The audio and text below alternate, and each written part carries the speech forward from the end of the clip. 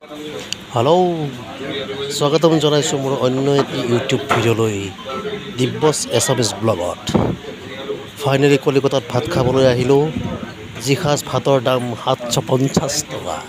এয়া মোৰ বন্ধুসৱ, মোৰ ফ্ৰেণ্ডছ, গুৱাহাটীৰ, নগাঁৱৰ, এজন শিলচৰৰ।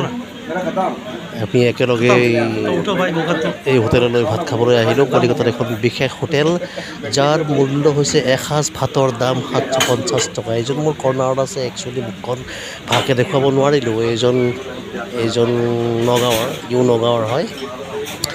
আমি সকলোৱে ভাত খাবলৈ আহিলোঁ কলিকতাত গৈ। কলিকতাৰ এসাঁজ ভাতৰ দাম য'ত 750 টকা। কি দিয়ে আজি, কি খুৱাই চাই লওঁ। ভাতৰ লগত কি দিয়ে চাই লওঁ। যাৰ দাম হৈছে 750 টকা। খাই উঠিহে গম পালোঁ যে 750 টকা। নাখাওঁতে কিন্তু গম পোৱা নাছিলোঁ যে সেই সাঁজ ভাতৰ দাম 750 টকা। এয়া দিছে আমাক ভাত। কি দিছে চাই লওঁ। আপোনালোকেও চাই লওক কেনেকুৱা লাগিছে ক'ব দেই ৰাইজ।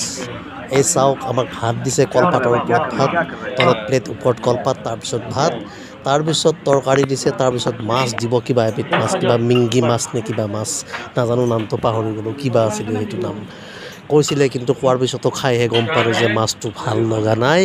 দাম ভৰিলোঁ এনেই 750 টকা। কলপাতত দি বনোৱা মাছ আহি আছে, কলপাতত দি সিজোৱা মাছ এইটো আহি গ'ল। কলপাতত দি সিজোৱা মাছ 3টা পেকেট আহি গ'ল। মেইনলি মাছৰ দাম লয় ইহঁতে, দাম লয় 750 টকা। ভাত আৰু দাইল যদি আপুনি দুবাৰ লয় তেতিয়াহ'লে এক্সট্ৰা দাম।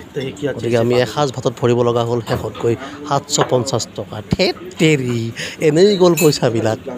য'ত আমি লোকেল জেগাত ভাত খাওঁ মাত্ৰ 150 বা 200 টকাত, ইয়াত খাবলৈ হ'ল 750 টকা। এই মাছ চাক, কিবা মিংগি মাছ নে কিবা মাছ।